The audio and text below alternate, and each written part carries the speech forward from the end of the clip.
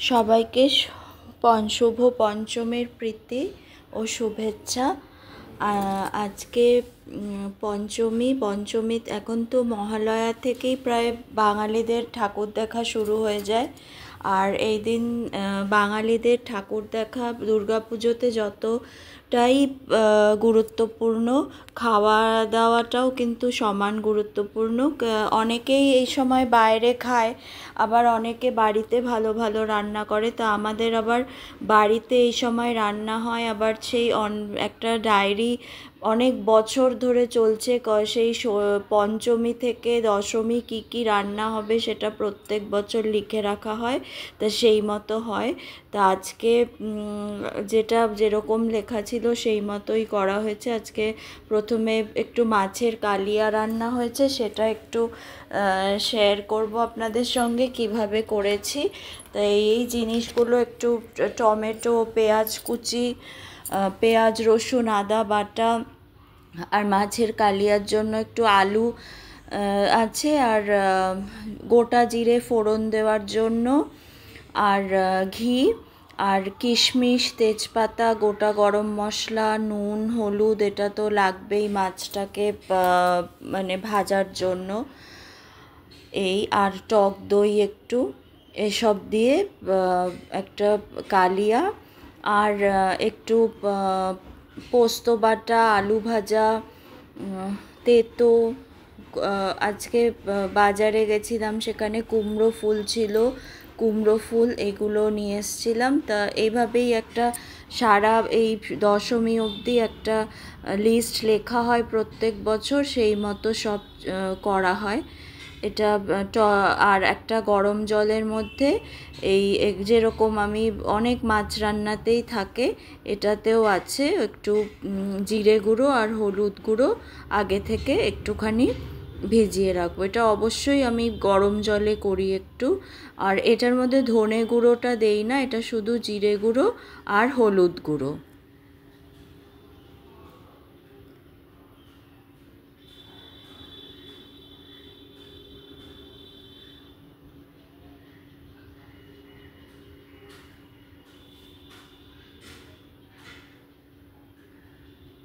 আর টক দইটাও আছে, টমেটো কুচি, পেঁয়াজ কুচিটা ভেজে নেব পেঁয়াজগুলো। এবার মাছটা তেল বসানো আছে, মাছটা নুন হলুদ দিয়ে মেখে এবার এটা ভেজে নেব।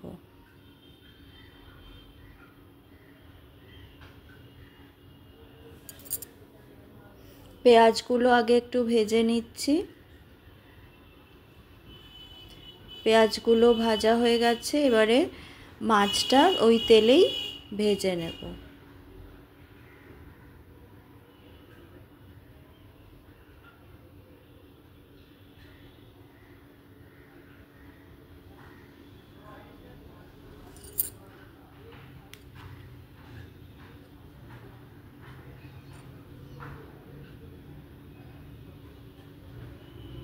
পুজোর মধ্যে একটু অন্যরকম রান্না হয়। পঞ্চমীটা একটু আবার ষষ্ঠী, সপ্তমী আমরা সকালবেলা ঠাকুর দেখি, সকালবেলা ঠাকুর দেখে এসে রান্না করি। কখনো বা সন্ধেবেলা, রাত্রিবেলা একটুখানি রান্না কিছু এগিয়ে রাখি পরের দিনেরটা যে করব।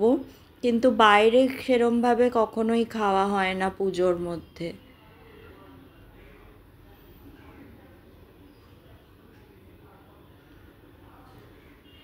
মাছগুলো ভেজে নেব।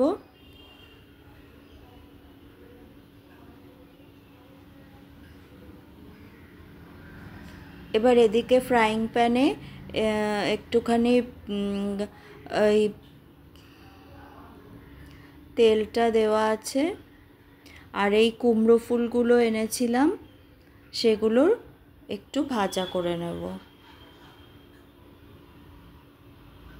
বেসনটা গোলা আছে, বেসনটা নুন দিয়ে গুলে রেখে একটু আগে থেকে গুলে রাখি।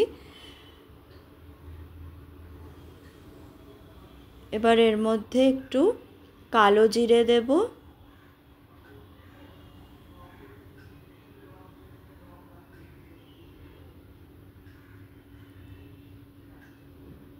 একটু হিং,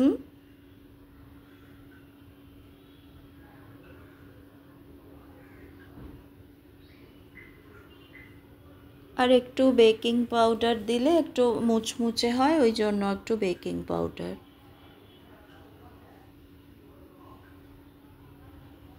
দিয়ে ভালো করে নেড়ে কুমড়ো, আর ওইদিকে মাছটা ভাজা হচ্ছে।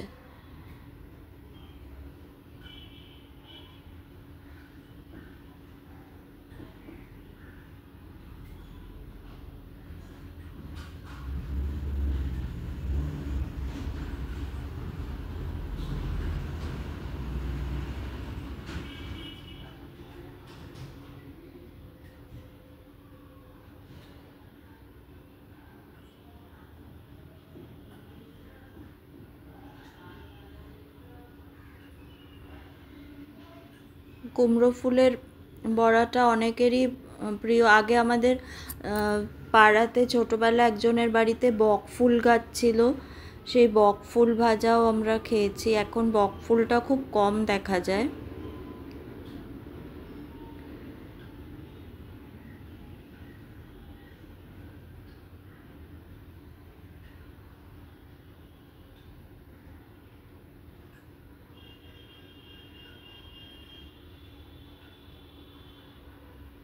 এবারে আজকে পোস্ত বাটা, আলু ভাজা আর এই কুমড়ো ফুল ভাজা, আজকে কোনো তরকারি হয়নি, তা এদিকে এটা হচ্ছে। আর পোস্তটাও বেটে নেব।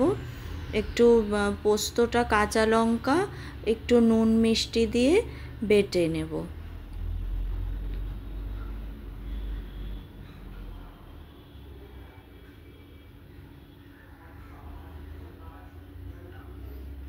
অনেকে পোস্তটা বেটে একটু নেড়ে নেয় সর্ষের তেল, বা অনেকে ভাপিয়েও নেয়, কিন্তু আমি এই কাঁচা পোস্তটাই খাই।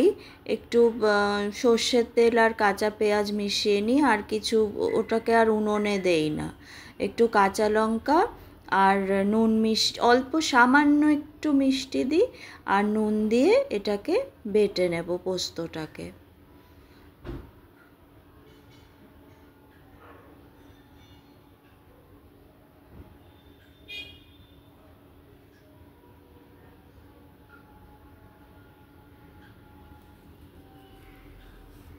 মাছগুলো ভাজা হয়ে গেছে, এবারে আলুগুলো ভাজবো। এবার আলুগুলো ভাজতে ভাজতেই আমি ফোড়ন দিয়ে মশলা দিয়ে কষতে থাকবো।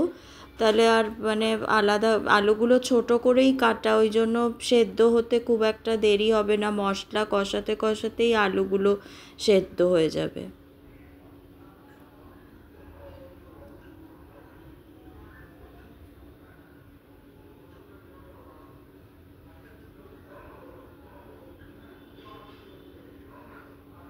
প্রথমে তেজপাতা আর গোটা গরম মশলা ফোড়ন দেব। তেজপাতা, জিরে আর গোটা গরম মশলা।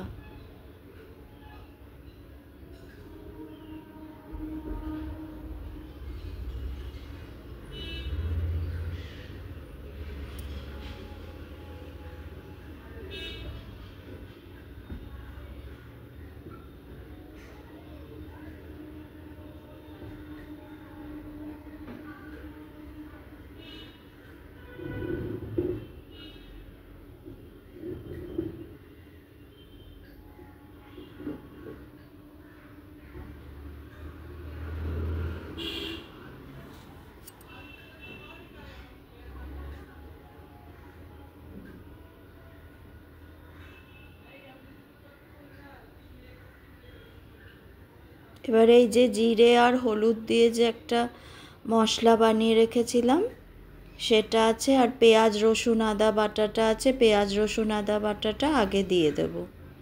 এটা ভালো করে একটু কষিয়ে নেব।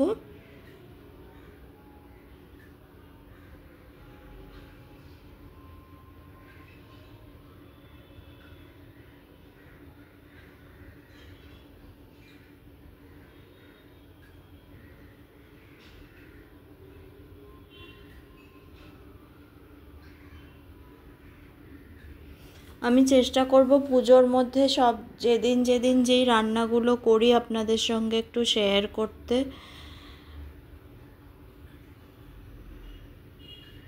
এবারে জিরে আর হলুদটা দিয়ে দিচ্ছি। এভাবে মশলাগুলো কষাতে কষাতেই আলুগুলো সেদ্ধ হয়ে যাবে।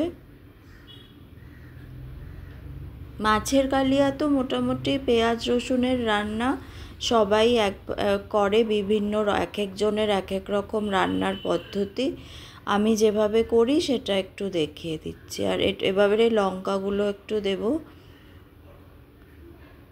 টমেটোগুলো দিয়ে দেব। যতটা যতটা মশলাগুলো কষতে থাকবে এক একটা করে জিনিস দিতে থাকবো। তেলগুলো বেরিয়ে আসবে আস্তে আস্তে শুকনো হতে হতে। এবারে নুন আর সামান্য একটু মিষ্টি দেব।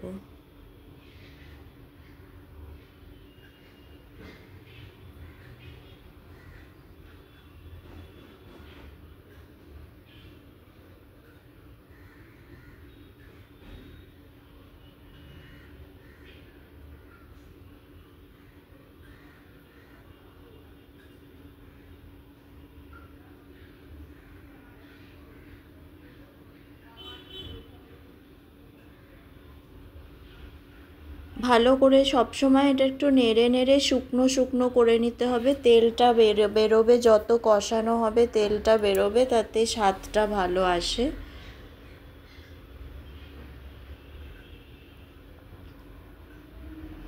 এবারে ফ্যাটানো টক দইটা দিয়ে দেব।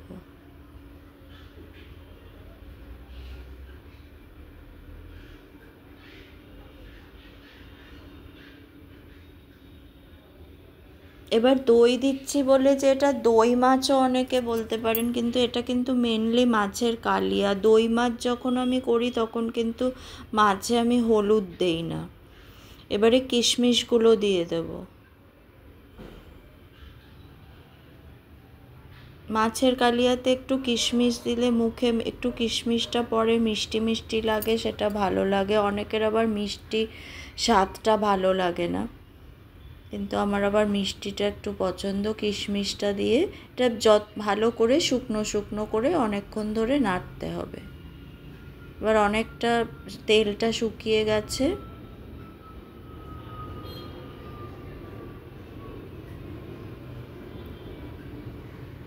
এবার এদিকে কুমড়ো ফুলের ভাজাটা হয়ে গেছে, তাই একটু এক সাইডে ওটা যতক্ষণ হচ্ছে ওদিকে একটু তেতো করে নেব, উচ্ছে ভাজা করে নেব।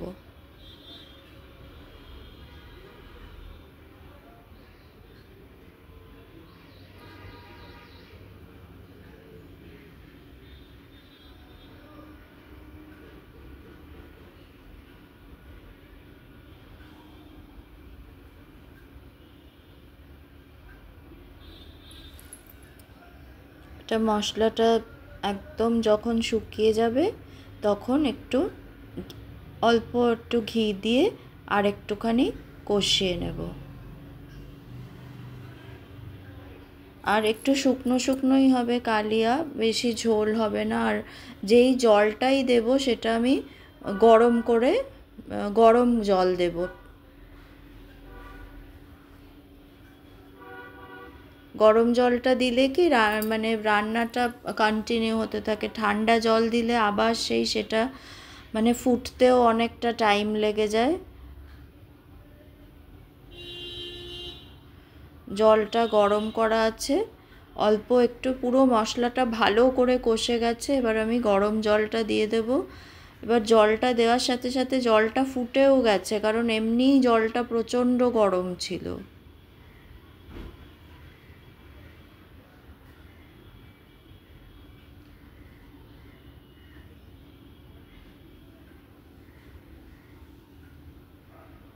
এবারে মাছগুলো দিয়ে দেব।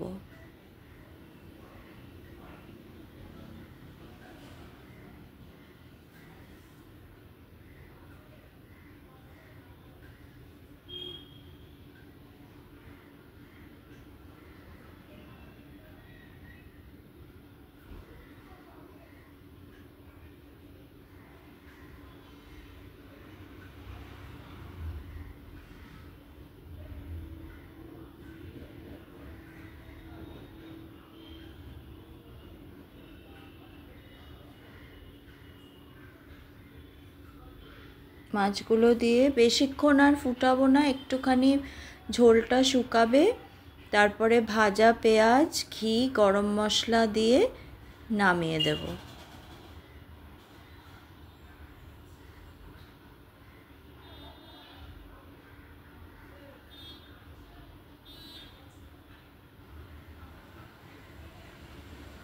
একটু গরম মশলা,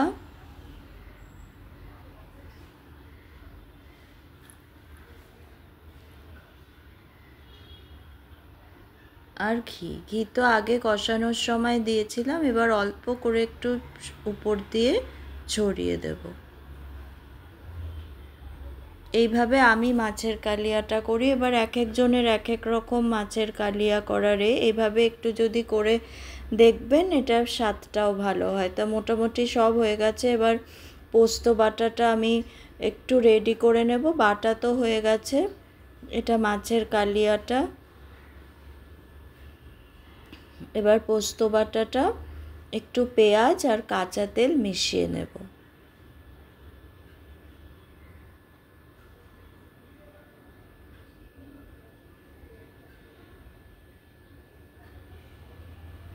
অনেকটা লেগে আছে, একটু জল দিয়ে মিক্সিটা জল দিয়ে একটু পাতলা করে নেব। এর মধ্যে নুন, কাঁচা লঙ্কা আর সামান্য চিনি দেওয়া আছে।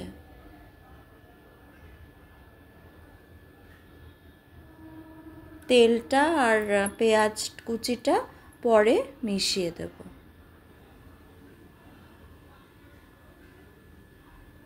এই যে এই পোস্ত বাটাটা, এর মধ্যে কাঁচা লঙ্কা দেওয়া আছে, আপনারা ইচ্ছা করলে আরও কতগুলো লঙ্কার কুচি দিয়ে দিতে পারেন। এবার পেঁয়াজ কুচি আর সর্ষের তেল দিয়ে দেব। এটা থাকলে কি ডাল লাগে না, এটা দিয়ে মেখেই খুব ভালো লাগে। আর ডালটা আজকে করা হয়নি।